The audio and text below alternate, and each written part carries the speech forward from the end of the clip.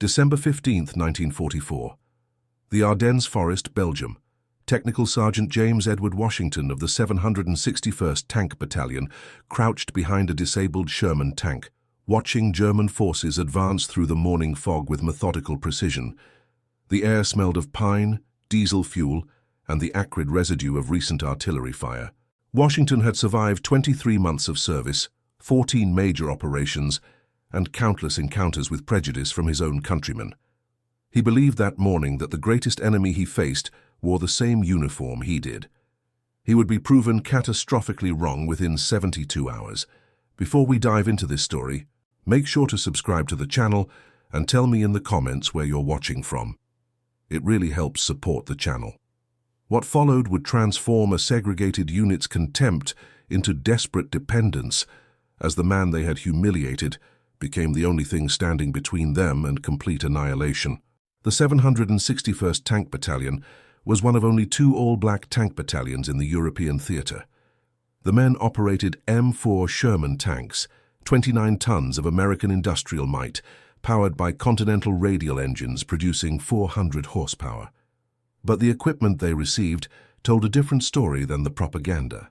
While white units received the newer M4A3 models with improved armor and wet ammunition storage, the 761st made do with older variants, some dating back to 1942 production runs.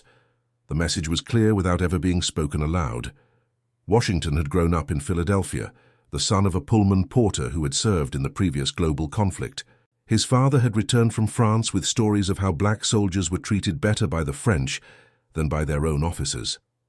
Washington had enlisted in 1942, motivated by a complicated mixture of patriotism and determination to prove something that should never have required proof. He scored in the top 5% on mechanical aptitude tests. He could field strip and reassemble a Browning .30 caliber machine gun in under 3 minutes, even in complete darkness. He spoke functional German, learned from a childhood neighbor. None of this had prevented him from being assigned to a segregated unit under white officers who viewed their posting as punishment. Captain Richard Holloway commanded Baker Company of the 761st. He was a West Point graduate who had finished in the bottom third of his class and had been assigned to a black unit as a form of organizational exile. He made no secret of his resentment. On the morning of December 15th, as German forces launched what would become known as the Battle of the Bulge, Holloway gathered his officers in a hastily established command post in a Belgian farmhouse. Lieutenant Thomas Morrison, a 23-year-old from Georgia, stood beside the map table. Morrison had joined the unit 4 months earlier, fresh from officer candidate school. He carried himself with the rigid posture of someone trying to compensate for inexperience with formality. Beside him, Lieutenant Frank Kowalski from Chicago represented a different kind of prejudice. Not the virulent hatred of the Deep South, but the casual, unexamined assumption of superiority that pervaded northern cities. Washington entered the command post carrying reconnaissance reports. He had spent the previous 6 hours leading a patrol that had identified German positions, counted enemy armor, and mapped approach routes. The information was critical. The report was professionally prepared, including sketches of terrain features and estimated force compositions. Holloway barely glanced at it. Instead, he turned to Morrison and said, "Have one of the real sergeants verify this. I need actual intelligence, not whatever Washington thinks he saw out there." The room fell silent. 3 white sergeants looked away. A corporal from Pittsburgh named Eddie Russo met Washington's eyes briefly, then studied his boots. Washington had trained Russo on radio protocols. He had saved Russo's crew 2 months earlier when their tank threw a track under fire, exposing himself to help repair the mechanism while providing covering fire. The gratitude had lasted approximately 18 hours. Washington responded with the same tone he had cultivated over 2 years of systematic humiliation. His voice remained level, empty of inflection. "The German forces are positioned along a 12-kilometer front. I counted at least 35 armored vehicles, including Panther and Tiger variants. They're preparing for a major offensive, not defensive operations. The reconnaissance is documented with map coordinates and visual confirmations." Morrison laughed, a short bark of derision. "Panthers and Tigers. You probably saw some supply trucks and got spooked. The German forces in this sector are defensive units, everyone knows that. We've had that intelligence for weeks, Kowalski added. Maybe you should stick to what you're good at, Washington. Maintenance work. Leave the tactical analysis to officers who have the training for it. Washington placed the report on the table. Sir, I'm requesting permission to brief you on the full extent of what I observed. The German build-up is significant. Our current positions are vulnerable to encirclement. Holloway finally looked up. His expression combined boredom and irritation. Request denied. I'm not going to panic the command structure because you got nervous on patrol. You're dismissed, Sergeant. Go make sure the vehicles are properly maintained. That's where you can actually be useful. Washington saluted with mechanical precision and left. Behind him he heard Morrison say, They see shadows and think it's the whole German army. That's why they need white officers to make the real decisions. The irony was that Washington's report was not just accurate, it was conservative. He had actually observed more than 60 German armored vehicles, but had reported only those he could confirm beyond any doubt, knowing his credibility would be questioned. The German forces were not defensive units, but elements of the 6th SS Panzer Army, positioned for the largest German offensive since 1940. Over 200,000 German soldiers, supported by nearly 900 tanks, were preparing to attack along an 85-kilometer front. The objective was to split American and British forces, capture the port of Antwerp, and potentially alter the outcome of the entire conflict. The offensive began at 5:30 on the morning of December 16th with a massive artillery bombardment. Over 1,600 artillery pieces opened fire simultaneously across the Ardennes front. The sound was unlike anything the American soldiers had experienced before, a continuous, rolling thunder that seemed to compress the air itself. The ground shook, pine trees shattered. In the darkness before dawn, the world became noise and chaos. Baker Company's position was overrun within the first 3 hours. The intelligence failures that had dismissed Washington's report now manifested as tactical disaster. German armored units appeared where American commanders had insisted only defensive forces existed. Panthers with 75mm guns and Tigers with 88mm cannons engaged Sherman tanks that had been positioned for entirely different scenarios. The 761st fought with desperate skill, but they were outnumbered and outgunned. German tactical doctrine emphasized concentrated force at breakthrough points. American positions that had been adequate for the expected threat became death traps when confronted with actual German strength. Shermans that could penetrate Panther armor only at ranges under 500 meters found themselves engaging at twice that distance. The American advantage in numbers and logistics meant nothing when those resources were 50 kilometers behind the front lines. By noon on December 16th, Baker Company had lost 4 tanks completely destroyed, 3 more disabled, and approximately 40% of its personnel either captured or separated from their units.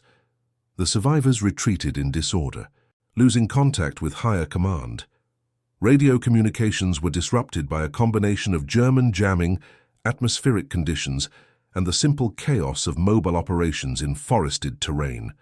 Captain Holloway was among those separated from the main unit. He found himself with 11 soldiers, 4 white officers and enlisted men, 7 black soldiers, including Washington, in a wooded area approximately 8 kilometers behind what had been American lines 12 hours earlier. The group had 1 working radio with failing batteries, limited ammunition, no functioning vehicles, and no clear idea of where friendly forces were located. Morrison was wounded, a shell fragment embedded in his left shoulder. Kowalski had a concussion from a near miss that had flipped his tank. The other survivors were exhausted, hungry, and in varying states of shock. They took shelter in a small ravine as German vehicles rumbled past on the road above them. Holloway attempted to establish command authority, but the reality of their situation undermined every assumption of hierarchy. He spread out a map that was already 2 weeks out of date, trying to determine their position and the location of friendly forces. His hands shook slightly as he traced routes with his finger. Washington watched from a position at the edge of the ravine, maintaining security while Holloway planned. After 15 minutes, Holloway announced his decision. "We'll head due west. The American lines have to be in that direction. We'll move at night, avoid German patrols, and rejoin our forces within 48 hours. Due west would take them directly through the path of the German advance. Washington knew this because he had studied the terrain, memorized the road networks, and understood German tactical preferences. He interrupted Holloway's briefing. "Captain, west takes us through the main German axis of advance. Based on their pattern of movement, they're pushing toward the Meuse River. We need to move southwest, use the forest cover, and try to reach Bastogne before German forces cut it off completely." Holloway's face flushed. "I did not ask for your input, Sergeant. I'm the commanding officer here, and I will make the tactical decisions." Washington persisted, his tone carefully neutral. "Sir, I understand the chain of command, but the German forces are not where our previous intelligence suggested. If we move west, we'll be moving parallel to their advance, possibly right into their rear areas. Southwest gives us—" "Enough!" Holloway's voice cracked slightly. "You've already demonstrated your unreliability with your panic about German strength. Now you want to second-guess my navigation? We go west. That's final." Private James Tucker, one of the black soldiers from Washington's crew, spoke up quietly. "Sarge knows the terrain, Captain. He's been studying the map since we got to Belgium. Maybe we should—" Morrison cut him off. The captain gave an order. "You people seem to have trouble understanding how military discipline works. We go west because the captain says we go west. If you can't follow orders, you're worthless in the field." The racial dynamic was explicit now, stripped of the thin veneer of professional courtesy that had masked it in garrison. The white officers and enlisted men moved to one side of the ravine. The black soldiers, except Washington, clustered together on the other side. Washington remained at his security position, watching the woods with the same careful attention he had maintained throughout the exchange. They moved out at dusk, heading west as Holloway ordered. Washington went on point, because whatever the command failures, he was still the best scout in the group. Tucker and another black soldier named William Davis carried Morrison between them. Kowalski walked with uncertain steps, clearly still affected by his head injury. The remaining soldiers formed a loose column, weapons ready but with the awkward movements of men who were more frightened than prepared. Within 2 hours they encountered German positions. Washington spotted them first. A supply column parked along a forest road, soldiers eating evening rations, apparently confident in their security. He signaled the group to stop and return to cover. They withdrew into deeper woods and waited for the German forces to move on. Holloway hissed at Washington in the darkness. "Why didn't you spot them sooner? You almost walked us right into them." Washington kept his voice low. "I spotted them at approximately 200 meters, Captain. That's why we stopped. If we continue west, we'll encounter more German positions. Their logistics tail is extending in this direction." "You don't know that," Holloway insisted. "That could be an isolated unit." Washington didn't argue further. He simply waited while Holloway decided their next move. The captain chose to continue west, detouring around the German position. They walked through the night, cold and exhausted, constantly alert for enemy patrols. By dawn of December 17th, they had made approximately 12 kilometers of progress. They were also deeper behind German lines than when they started, though Holloway refused to acknowledge this. They took shelter in an abandoned barn, posted guards, and tried to rest. Morrison's wound was infected. The shell fragment had not been properly treated, and in the cold, damp conditions, bacteria had found purchase. His shoulder was swollen and hot to the touch. He needed medical attention that none of them could provide. Kowalski's concussion symptoms were worsening: nausea, sensitivity to light, difficulty focusing. The group's combat effectiveness was degrading with each hour. Washington approached Holloway during the morning.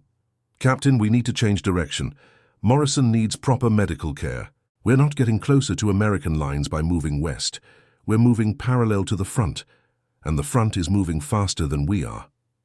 Holloway looked at Washington with undisguised contempt. "I am sick of your insubordination, Sergeant. You've questioned every decision I've made. You panicked about German strength. You've tried to override my navigation. And now you're predicting troop movements like you're some kind of expert. Let me make something clear. I would rather trust my own judgment and fail than follow the advice of someone like you and succeed. Now get back to your position and keep your mouth shut." The statement hung in the cold air of the barn. Someone like you. The words made the subtext text. Holloway would rather lead them all to capture or death than accept guidance from a black soldier, regardless of that soldier's demonstrated competence. Tucker muttered something under his breath. Davis looked at Washington with an expression that mixed sympathy and frustration. The white soldiers looked away or examined their weapons with sudden, intense interest. Washington returned to his guard position without another word. He had tried. The chain of command was clear. His duty was to follow orders, even when those orders were demonstrably wrong. They stayed in the barn through the day, resting fitfully, eating cold rations, listening to the sounds of German traffic on nearby roads. Morrison's fever increased. He drifted in and out of consciousness, sometimes muttering about his home in Georgia, sometimes calling for medics who were not there. At dusk, Holloway ordered them to move out again, still heading west. Washington took point as before. The pattern repeated: careful movement through dark woods, constant vigilance for enemy forces, the grinding fatigue of men who were operating on adrenaline and diminishing hope.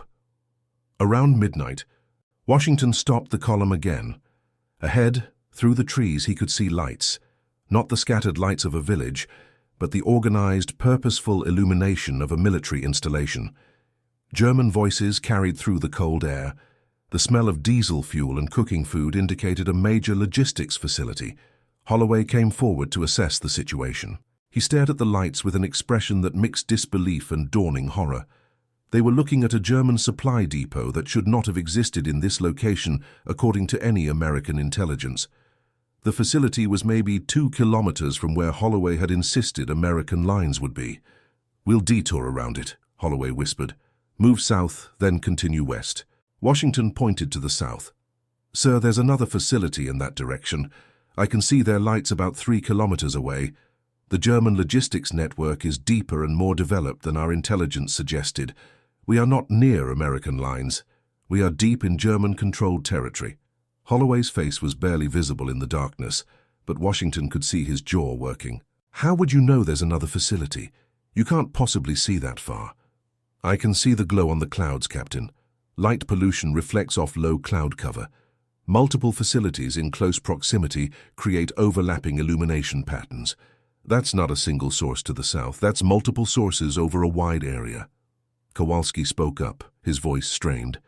"Washington's right. I see it too. We're surrounded by German infrastructure. How is this possible?" Morrison laughed from his position between Tucker and Davis, a sound with no humor in it. "The intelligence was wrong. Washington's report was right. The German forces built up for a major offensive and we dismissed it because we didn't trust the source." Holloway turned on him. "We dismissed it because it contradicted every other piece of intelligence we had. One patrol report against weeks of assessed enemy capabilities." "From a sergeant who knows what he's doing," Morrison interrupted, pain making him blunt. "You ignored it because of who delivered it, not because of what it contained. And now we're lost behind enemy lines because you'd rather trust your prejudice than his competence." The accusation was explicit. Morrison, delirious with fever and pain, had said what everyone else was thinking. Holloway stood silent for a long moment. Around them, soldiers waited to see how the captain would respond. Washington ended the standoff with a practical question. "Captain, what are your orders?" The deference was deliberate, maintaining the fiction of command authority even as that authority crumbled under the weight of circumstances. Holloway seized it gratefully. "We'll move north," he said. "Circle around both facilities, then reassess our position." They moved north through the remainder of the night. Washington navigated using terrain features he had memorized from maps, adjusting their course based on sounds and lights that indicated German positions. He was no longer following Holloway's orders, so much as interpreting them in ways that kept the group alive, while maintaining the appearance of military hierarchy. By dawn of December 18th, they had made minimal progress toward safety. They were cold, hungry, and exhausted. Morrison's condition had deteriorated to the point where he could no longer walk. Davis and Tucker had been carrying him for hours, but they were reaching the limits of their endurance.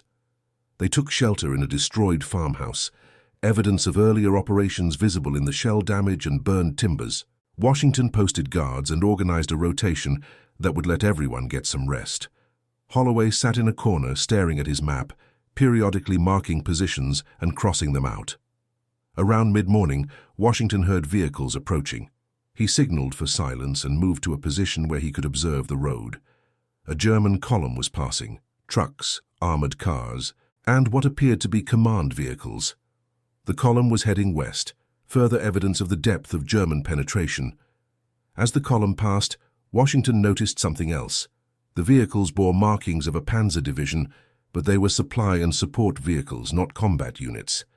The column was strung out over maybe 2 kilometers of road, vulnerable, and approximately 1 kilometer behind the main body, a single half-track had stopped, with apparent mechanical problems.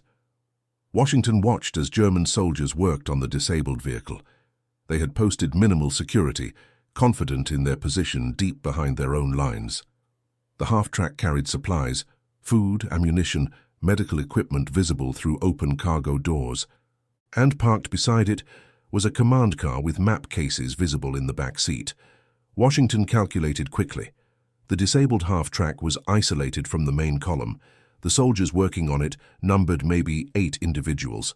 The group's rifles and available ammunition would give them overwhelming firepower in a rapid assault. The risk was substantial, but the potential gain was equally significant. Food, medical supplies, possibly intelligence materials, and most importantly, confirmation of their actual position. He returned to Holloway and laid out the situation. "Captain, there's an opportunity to acquire supplies and intelligence.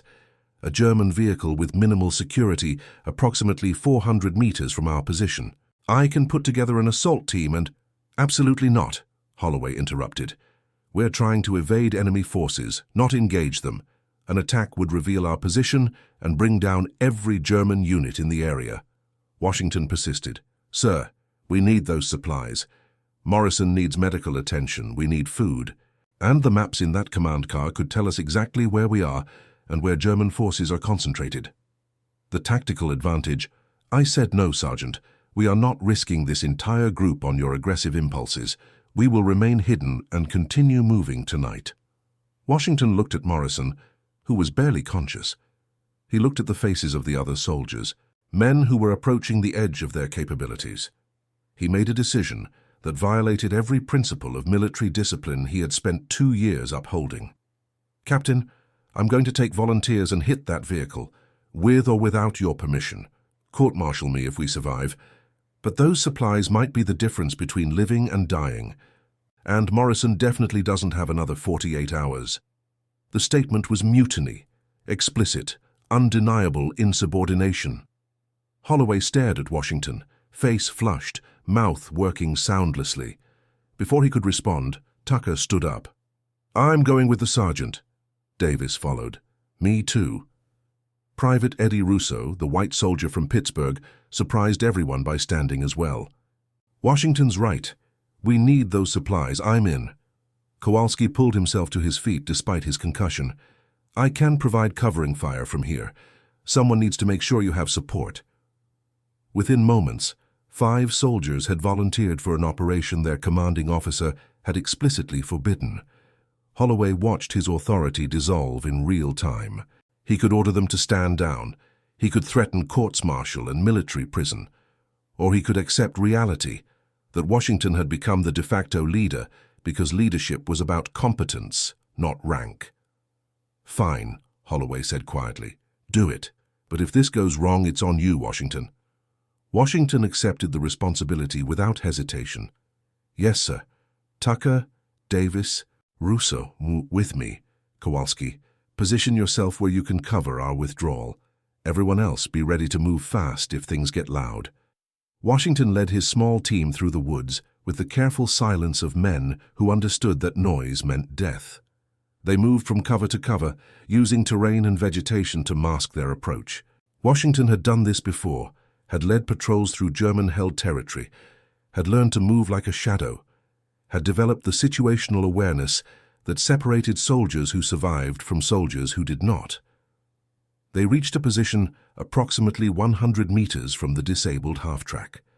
Washington studied the German soldiers, noting their weapons, their positions, their levels of alertness. The soldiers were focused on the mechanical problem, confident in their security. That confidence would be fatal.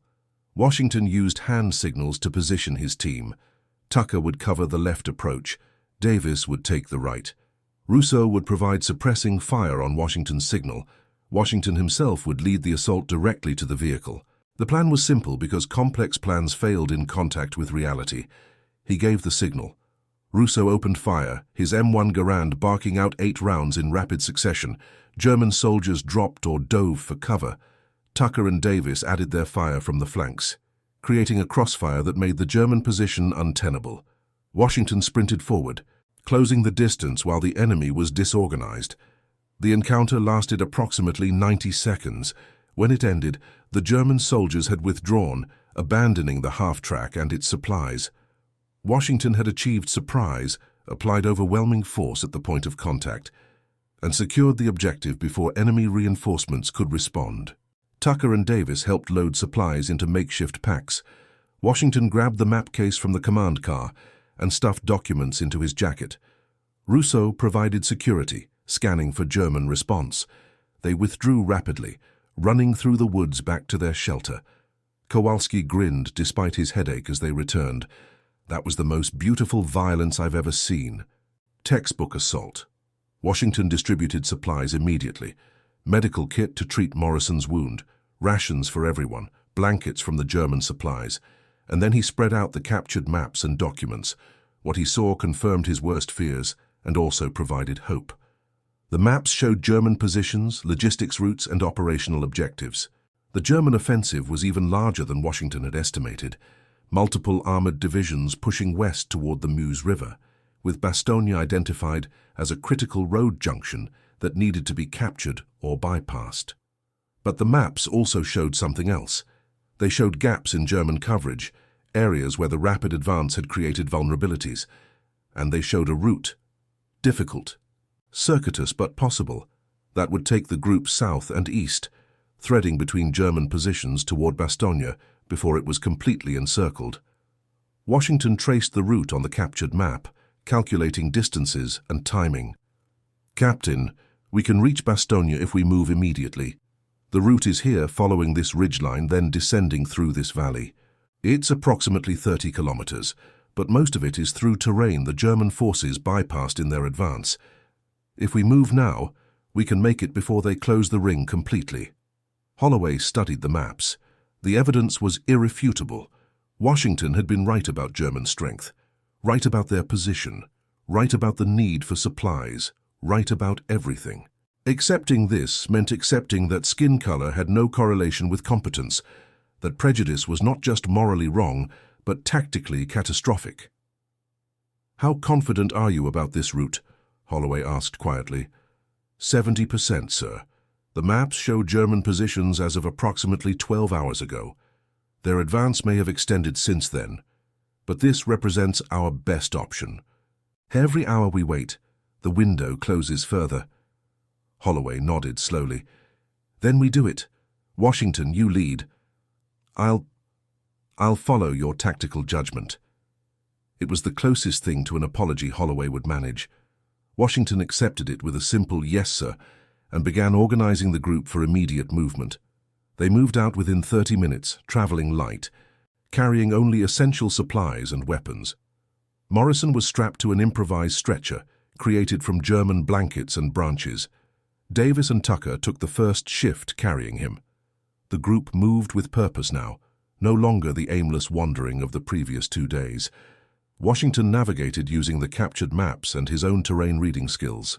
He moved them through areas that showed no German positions, using valleys and ridgelines for cover, avoiding roads and obvious routes.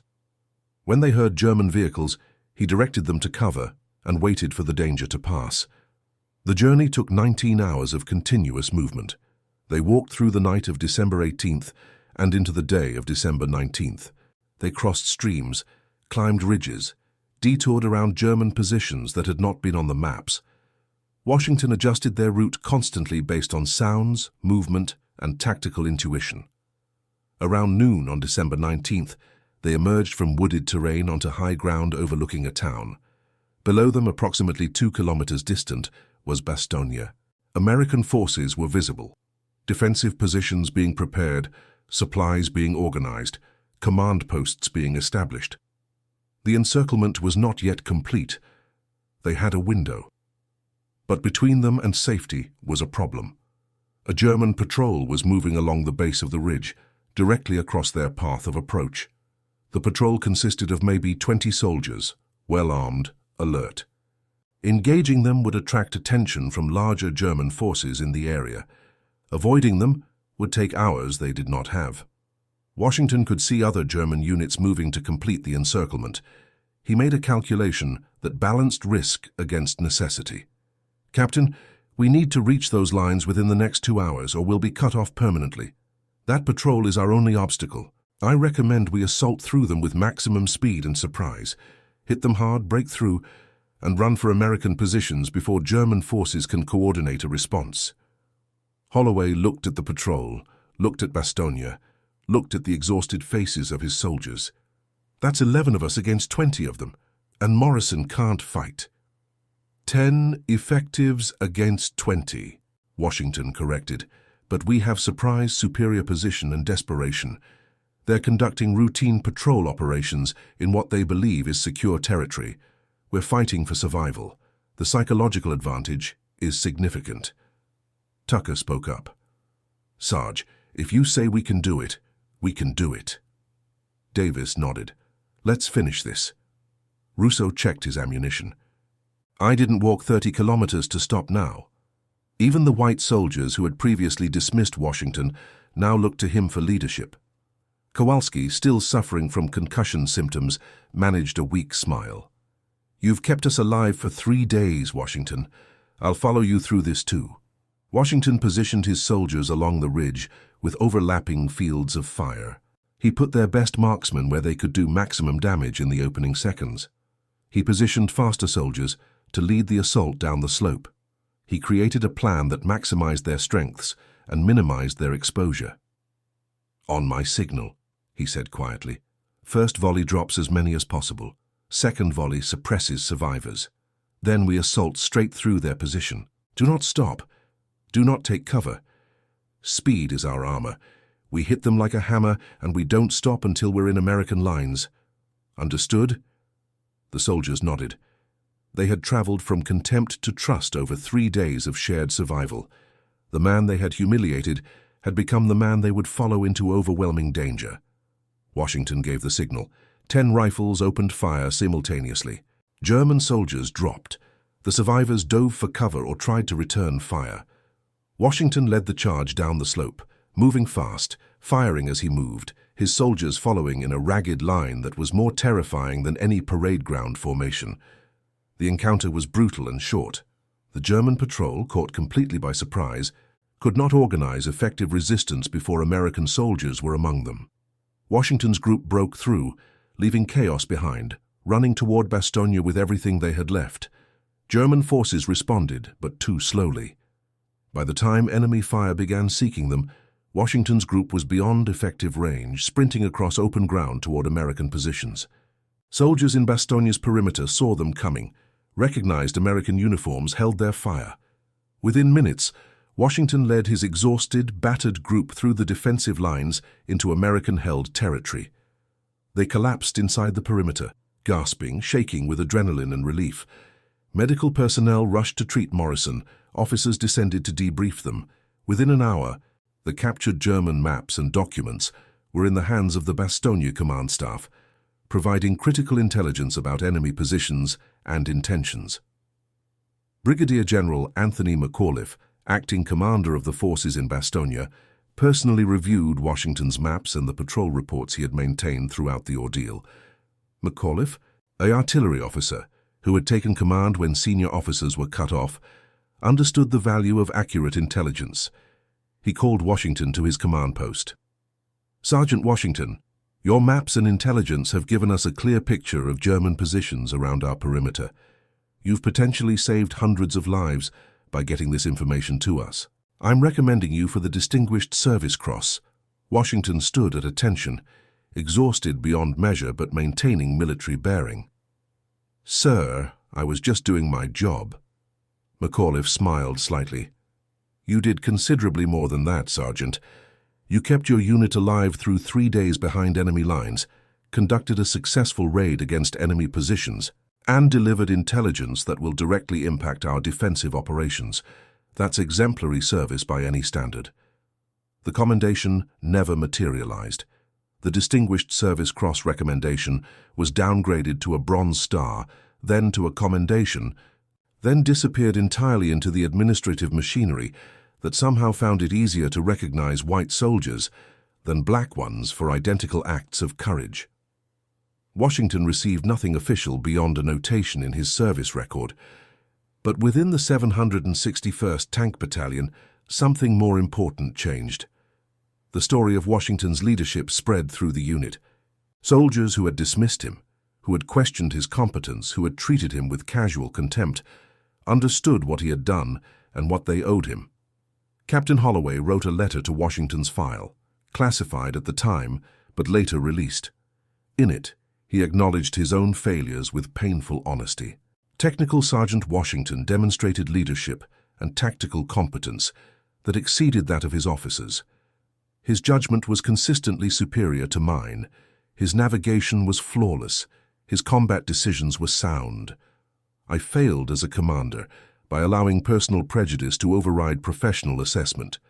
Sergeant Washington saved my life and the lives of every soldier under my command.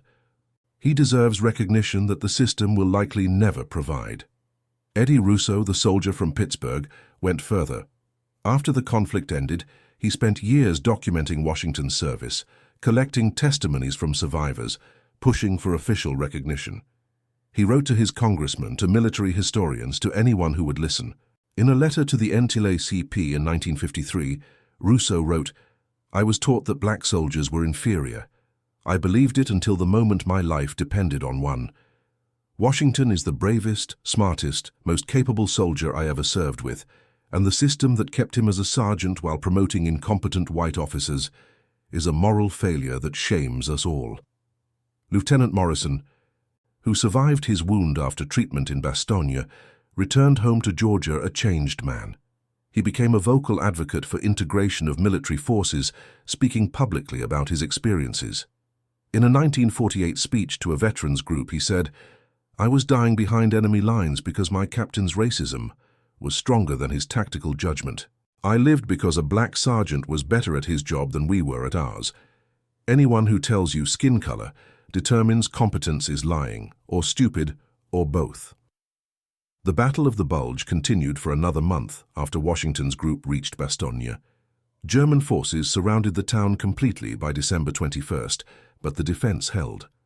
American forces, including elements of the 761st Tank Battalion, fought with desperate courage against overwhelming numbers. The German offensive ultimately failed, costing Germany resources it could not replace and hastening the end of the conflict.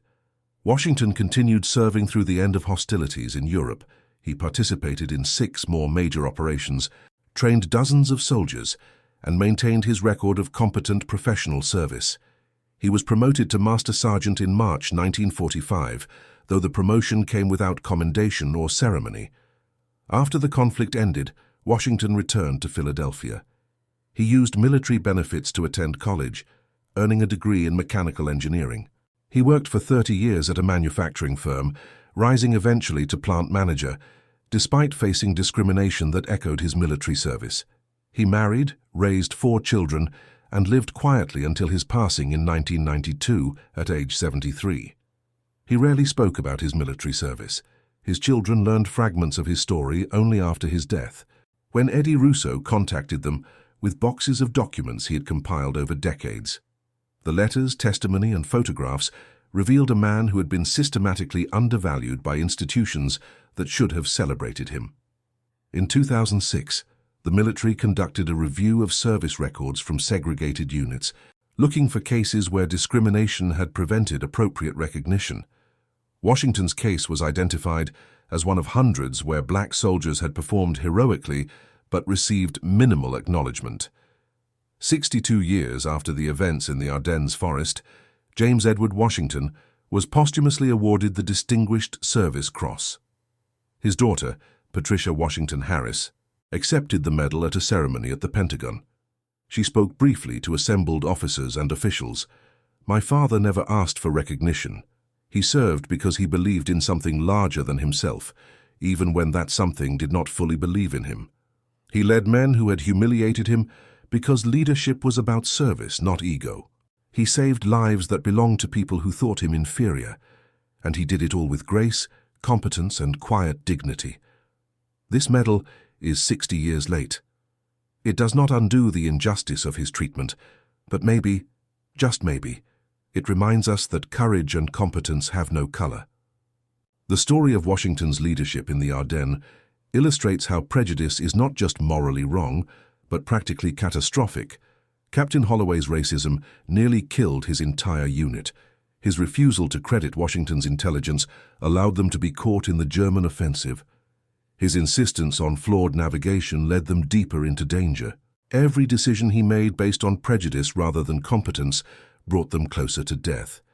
Conversely, when the group finally trusted Washington's judgment, they survived. His tactical competence, terrain reading, and combat leadership succeeded where hierarchical authority failed. The lesson was clear but difficult for many to accept: that ability exists independent of race, and that systems which deny this pay for their prejudice in blood. The broader historical context makes Washington's story even more significant. Approximately 1.2 million Black Americans served in the military during the global conflict. They served in segregated units under white officers, often with inferior equipment. They faced discrimination in training, in combat assignments, and in recognition for their service. They were fighting two wars simultaneously, one against foreign enemies, one against domestic prejudice. The irony was profound. America fought against ideologies explicitly based on racial hierarchy, while maintaining its own racial hierarchy at home and in its military. Black soldiers liberated concentration camps in Europe, while knowing their families faced segregation and violence in America.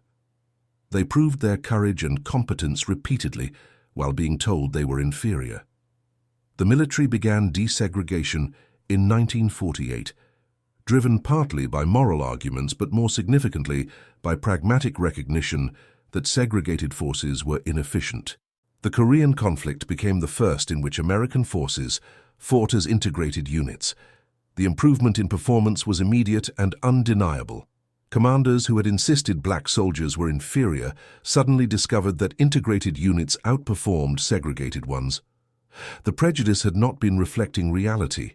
It had been creating a false reality that damaged military effectiveness. Washington's story represents thousands of similar stories that were never recorded, never recognized, never acknowledged. For every black soldier whose heroism was eventually documented, dozens more served with distinction and died in obscurity. Their contributions were minimized, their competence questioned, their humanity denied by the very institutions they served. The unit that had humiliated Washington survived because he rose above their prejudice. He could have let them suffer the consequences of their own hatred. He could have told Captain Holloway to navigate himself. He could have refused to lead the assault that secured their supplies. He could have abandoned them to capture or death. That he did none of these things reflects a moral strength that transcended the immediate circumstances. The soldiers who followed Washington out of the Ardennes learned something that should never have required such extreme circumstances to teach. They learned that competence has no color, that courage is not racial property, that leadership is about character and skill rather than skin tone. Some of them carried that lesson forward into civilian life, becoming advocates for integration and equality. Others returned to prejudice after the danger passed, the lesson forgotten as soon as their lives no longer depended on it. Eddie Russo spent 50 years trying to ensure Washington received recognition. His persistence stemmed from gratitude, but also from something deeper, the recognition that he had been wrong, that his prejudices had been both immoral and stupid, and that acknowledging this publicly was a moral obligation. In his final interview before his passing in 2009, Russo said, "I owe Washington my life. More than that, I owe him an apology that I can never adequately express. He was better than me in every way that mattered, and I treated him like he was less than human. That shame is something I'll carry forever." The captured German maps that Washington delivered to Bastogne contributed to the successful defense of the town. The intelligence about German positions allowed American commanders to anticipate attacks and position forces effectively.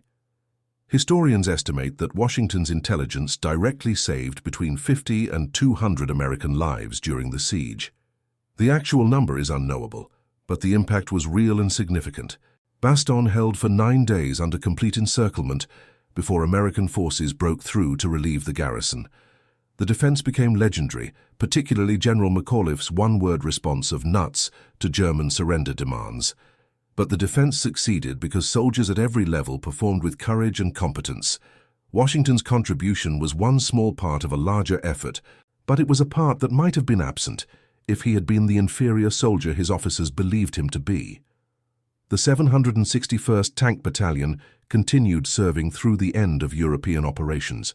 The unit participated in the reduction of the Siegfried Line, the crossing of the Rhine River, and the final advance into Germany. They fought with distinction in every engagement, gradually earning respect from the white units they served alongside. By the end of the conflict, the 761st had earned a reputation as one of the most effective tank battalions in the European theatre, their performance disproving every stereotype about black soldiers' combat capabilities. After the conflict, the battalion was deactivated. The soldiers returned home to an America that remained segregated and hostile. They had fought for freedom abroad while being denied it at home. They had proved their courage and competence while being told they were inferior. Many struggled with the contradiction. Washington was one of many who simply tried to build normal lives in a country that considered them second-class citizens. The civil rights movement of the 1950s and 60s drew heavily on the military service of black veterans. The argument was simple and powerful. Men who had fought for America deserved to be treated as full citizens of America. Veterans like Washington became powerful moral witnesses to the hypocrisy of American racism. If black soldiers were good enough to die for their country, they were good enough to vote, to eat at any restaurant, to attend any school, to live anywhere they could afford. Washington himself did not become a public figure in the civil rights movement. He attended some meetings, supported the cause financially, but generally remained focused on his family and career. Friends described him as quiet, thoughtful, and unwilling to make himself the center of attention. He had spent years learning to make himself smaller, to minimize his presence to avoid triggering white fragility. Those habits persisted even when circumstances changed. His children remember him as a loving father, who rarely discussed his military service, but who taught them through example about competence, dignity, and quiet strength. He helped them with math homework, with the same methodical attention to detail he had applied to maintaining Sherman tanks. He taught them to read maps and navigate terrain during camping trips. He demonstrated through daily life the principles he had upheld under fire, that character was about actions, not words, and that doing the right thing required no audience or recognition. When his daughter Patricia accepted his Distinguished Service Cross in 2006, she met some of the soldiers her father had led through the Ardennes. They were old men by then, in their 80s, but they remembered Washington with clarity and emotion. They told stories of his competence, his courage, his leadership. They acknowledged their own prejudice and their shame about it. They expressed gratitude for a man who had saved their lives despite every reason to abandon them to the consequences of their own hatred. The ceremony was covered by military media, but received little attention beyond that. The story of a black sergeant who had been belatedly recognized 60 years after his heroism did not seem particularly newsworthy in 2006. America had moved on. The injustices of the 1940s seemed like ancient history. The fact that hundreds of similar injustices remained unaddressed, that thousands of black veterans had died without recognition, that the systems that had created these injustices still operated in modified forms. These realities were easier to ignore than to confront. But the story matters because it illustrates timeless truths about prejudice, competence, and leadership. Holloway's racism was not just morally wrong, it was tactically incompetent. His decisions based on prejudice rather than evidence endangered everyone under his command. When survival required discarding prejudice, the group survived. When hierarchy based on skin color gave way to leadership based on competence, everyone benefited. The lesson applies beyond military contexts. Organizations that elevate mediocre leaders based on demographic characteristics while marginalizing capable individuals based on prejudice pay a price in effectiveness. The price may not be as immediate or visible as soldiers dying behind enemy lines, but it is real. Opportunities missed, problems unsolved, innovations unrealized, talent wasted. These are the costs of prejudice, dressed up as tradition or preference or cultural fit. Washington's story also illustrates the moral strength required to lead people who despise you. He could have been petty, vindictive, or negligent. He could have led Holloway's group into danger while maintaining plausible deniability. Instead, he used his skills to save lives, including the lives of men who had humiliated him. That moral choice reflects a character that transcends circumstances. The historical moment matters as well. December 1944 was a hinge point in the conflict. Germany's last major offensive was failing. American industrial and military superiority was becoming overwhelming. The outcome of the conflict was increasingly certain. But in that moment, in that frozen forest, none of that mattered to 11 soldiers trying to survive. They needed competent leadership, accurate intelligence, and tactical skill. Washington provided all three, and they lived because of it. The broader narrative of the conflict often focuses on grand strategy, major battles, and famous commanders. But the conflict was also composed of thousands of small stories like Washington's, individuals making decisions under pressure, using their skills to solve immediate problems, demonstrating courage or compassion or competence in circumstances that tested all three. These small stories collectively determined outcomes as much as any strategic decision at higher levels. Washington represents the unnamed soldiers whose contributions made victory possible. The mechanics who kept vehicles running, the scouts who provided intelligence, the junior leaders who made tactical decisions that saved lives, the supply personnel who ensured materials reached the front lines. These people won the conflict as much as any general. Washington was exceptional in his competence, but he was representative in his invisibility. History remembers commanders and battles, not sergeants and patrols. In his later years, when pressed about his service, Washington would say only that he did what needed to be done. He deflected praise, minimized his own role, and redirected attention to the broader effort. This humility was partly personality and partly learned behavior from years of navigating white-dominated spaces where assertiveness from black individuals was punished. But perhaps the humility also reflected Washington's own understanding of what mattered. He had not fought for recognition or medals or historical legacy. He had fought because fighting was the job assigned to him. He had led because leadership was necessary and no one else was doing it competently. He had saved lives because that was the right thing to do, regardless of whether those lives belonged to people who valued his. The question of recognition remains complicated. The Distinguished Service Cross, awarded in 2006, acknowledged Washington's heroism, but did not undo 60 years of being ignored. It did not restore the career opportunities he lost to discrimination. It did not compensate for the daily humiliations of segregation. It did not give back the years of quiet dignity maintained in the face of systematic disrespect. Some argue that belated recognition is meaningless, that medals awarded after death serve only to make living people feel better about historical injustices. Others argue that recognition matters even when delayed, that historical memory requires acknowledging both heroism and the systems that failed to properly honor it. Both perspectives contain truth. What is certain is that Washington's story, and thousands like it, reveal America's failure to live up to its own ideals. The country that proclaimed all men created equal maintained rigid racial hierarchies. The military that fought against racial supremacist ideologies abroad enforced racial segregation at home.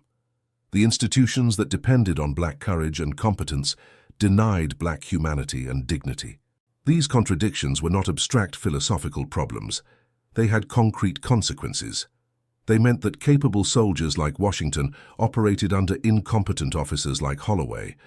They meant that tactical intelligence was dismissed because of who delivered it. They meant that American forces fought at reduced effectiveness because prejudice prevented optimal use of human resources. The eventual desegregation of American military forces represented pragmatic recognition of these costs. The moral arguments for equality were old and strong, but they had not been sufficient to overcome institutional prejudice. What finally forced change was the undeniable evidence that segregated forces performed worse than integrated ones, that prejudice was a tactical liability, that competence truly had no color. This pattern repeated across American institutions over decades. Change came not from moral enlightenment, but from pragmatic recognition that discrimination was expensive. Schools integrated when it became clear that separate was inherently unequal. Employment discriminated when businesses realized they were losing competitive advantage by limiting their talent pools. Progress came slowly, incompletely, against fierce resistance, but it came because injustice eventually revealed itself as inefficiency. Washington did not live to see the election of a black president, the rise of black CEOs in major corporations, or the increasing, though still inadequate, representation of black Americans in positions of authority and respect. He died in 1992 during a period of slow progress interrupted by periodic backlashes. But the changes that occurred during his lifetime were substantial, and many were built on the foundation laid by veterans like him, who had proved their worth under circumstances that should never have required such proof. And that concludes our story.